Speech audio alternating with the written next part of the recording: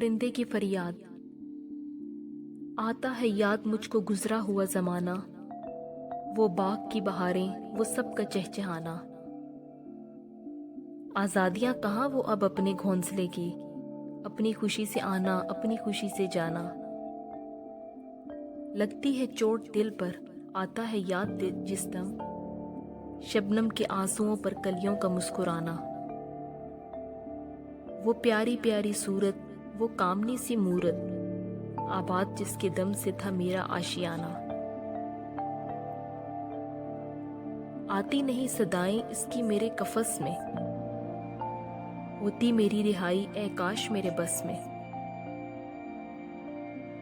क्या बदनसीब हूं मैं घर को तरस रहा हूं, साथी तो है वतन में, मैं कैद में पड़ा हूं।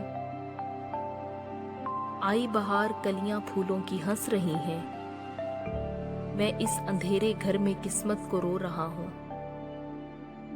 इस कैद का इलाही दुखड़ा किसे सुनाऊं, डर है यहीं कफस में मैं गम से मर न जाऊं।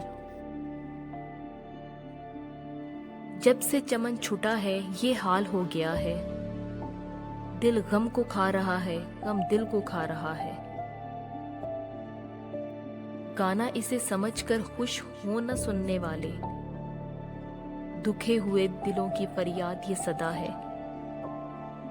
आजाद मुझको कर दे ओ कैद करने वाले, मैं बेजुबां हूँ कैदी, तू छोड़कर दुआ ले।